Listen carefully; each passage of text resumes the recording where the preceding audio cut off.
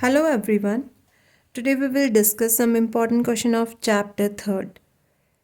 Now first question is, for what value of k 2x plus 2y plus 2 is equal to 0 and 4x plus ky plus 8 is equal to 0 will have unique solution.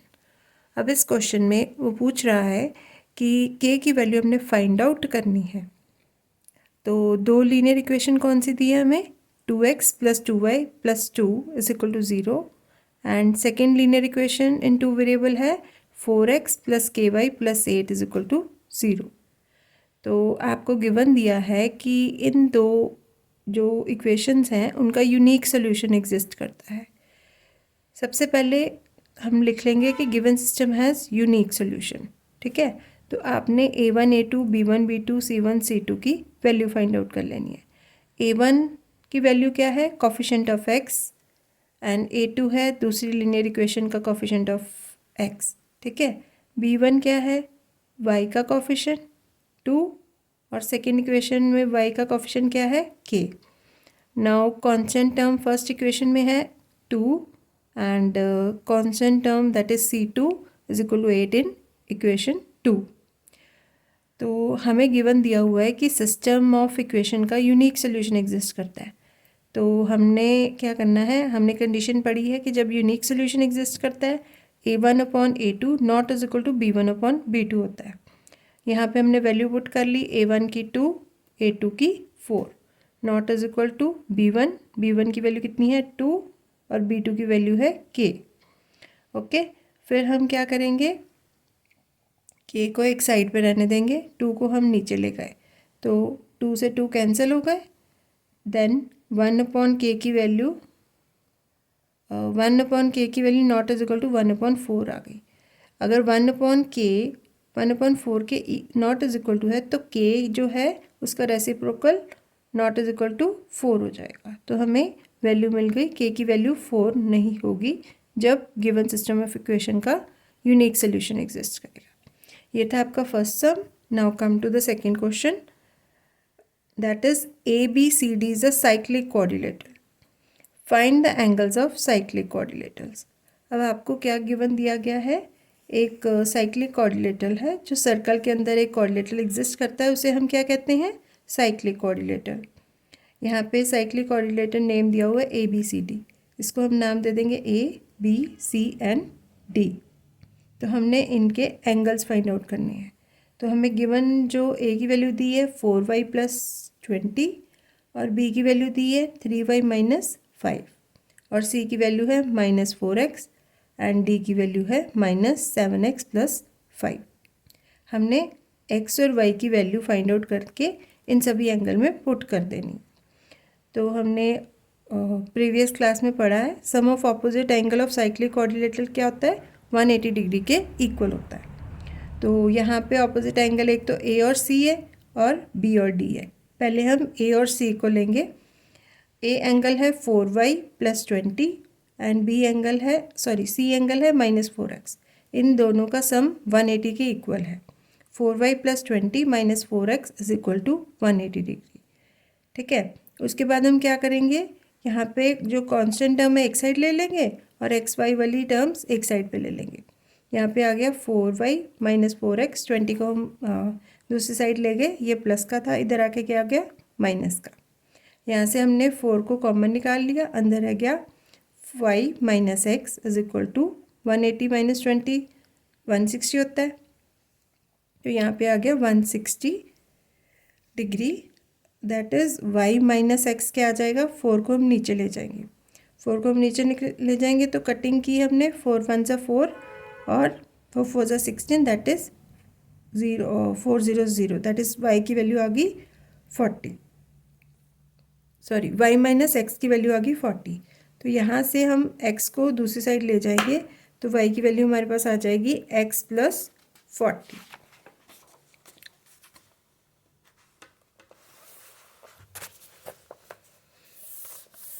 अब हम दूसरी condition use करेंगे, जो हमारा था angle B और D, यहाँ पे था, इसकी वैल्यू थी 3y minus x minus 7x plus 5।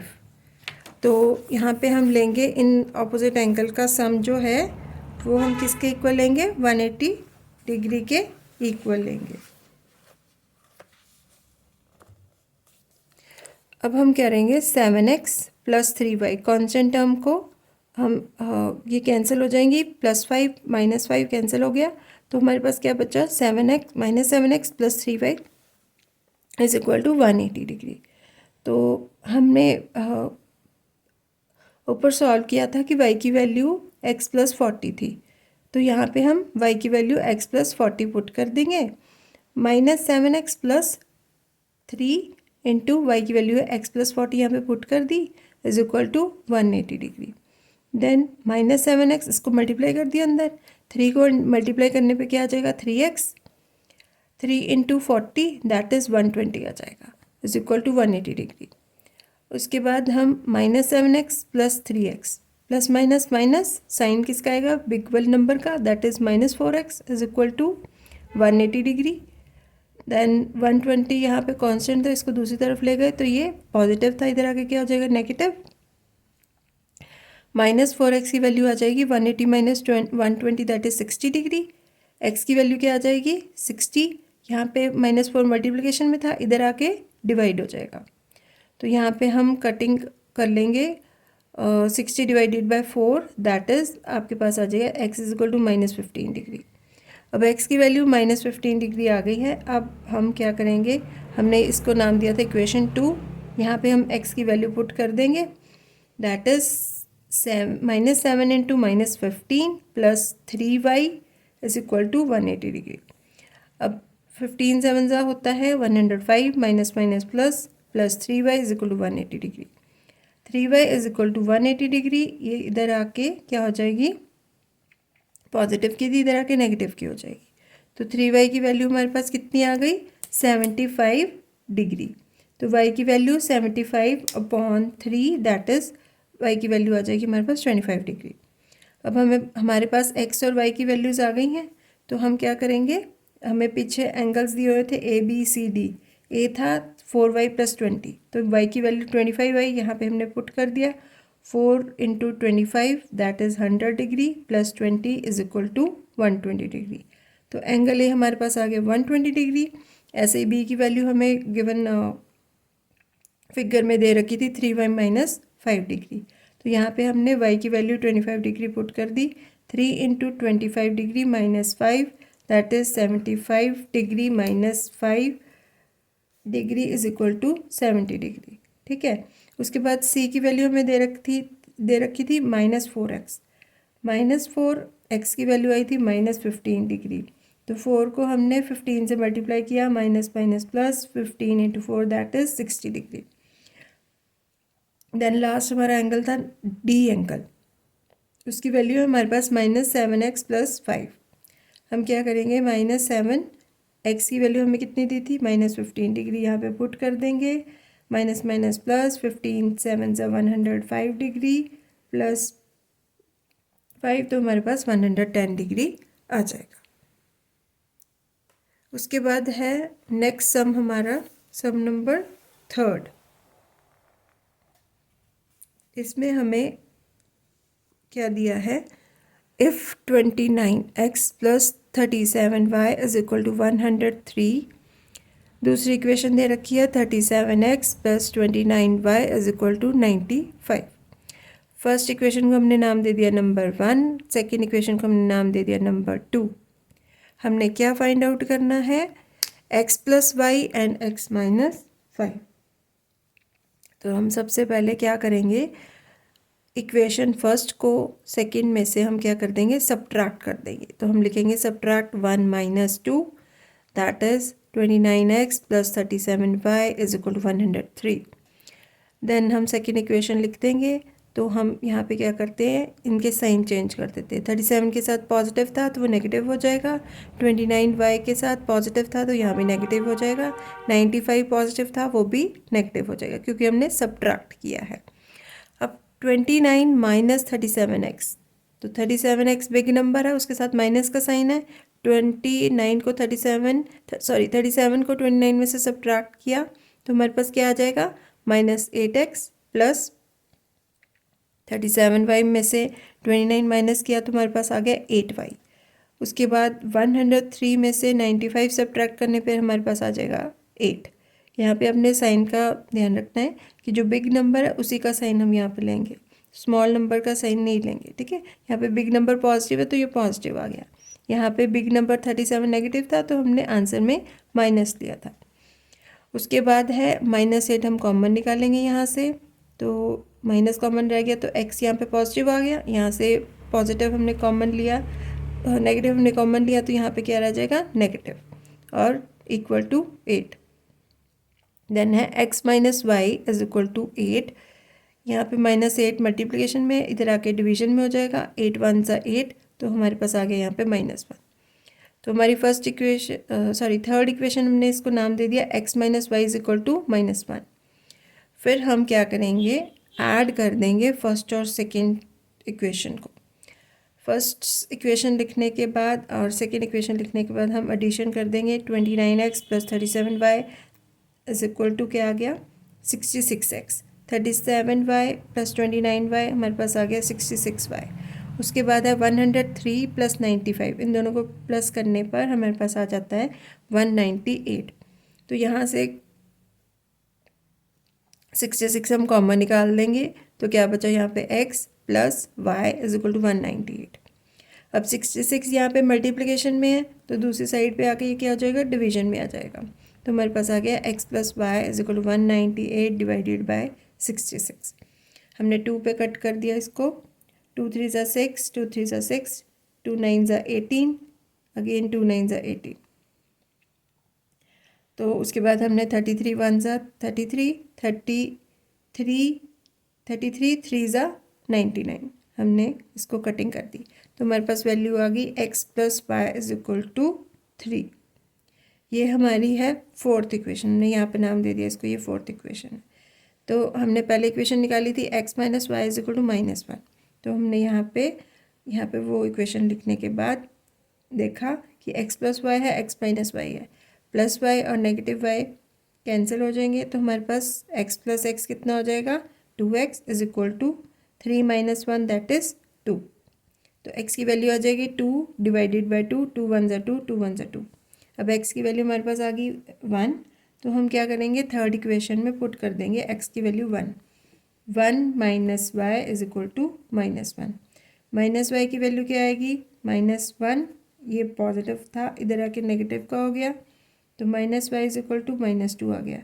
Minus minus cancel, y की वैल्यू आ जाएगी आपके पास 2। तो ये था हमारा थर्ड सम। ये बहुत ही इंपॉर्टेंट क्वेश्चन है क्योंकि हमने पीछे जो क्वेश्चंस किए हैं उनमें हम पहले x की वैल्यू निकालते हैं और उसको y में पुट कर देते हैं, बट जब स्टेटमेंट काफ़ी ज़्यादा बिग होगी तो मतलब उस तरह से सॉल्व करना बहुत डिफ़िकल्ट हो जाएगा। तो आपने ये स्टेप्स लर्न रखने हैं। तो पहले आप क्या करोगे, x प्लस वाई निकाल लोगे और x माइनस वाई निकाल लोगे, उसके बाद आपके पास x और y की वैल्यू बहुत ईजीली निकल जाएंगी। Now come to the fourth question. ठीक है, तो फोर्थ क्वेश्चन क्या है, father age is 6 times his son's age. 4 years hence the age of father will be 4 times his son's age. Find present age in years of son and the father. अब आपको question में given क्या दिया गया है कि जो father की एज है वो 6 टाइम है सन की एज से। ठीक है, फादर 6 टाइम्स है सन की एज से। 4 ईयर हैंस, 4 ईयर्स के बाद जो फादर की एज है will be 4 times his son age, वो 4 टाइम हो जाएगी सन की एज से। Find present ages in years, आपने प्रेजेंट एज निकालना है इन ईयर्स में। किसकी एज निकालनी है, सन की और फादर की प्रेजेंट एज निकालनी है। जो चीज़ हमने फाइंड आउट करनी होती है वो हम लेट कर लेते हैं। Let the present age of father be x, let the present age of son be y according to question. ATQ का मतलब होता है अकॉर्डिंग टू क्वेश्चन।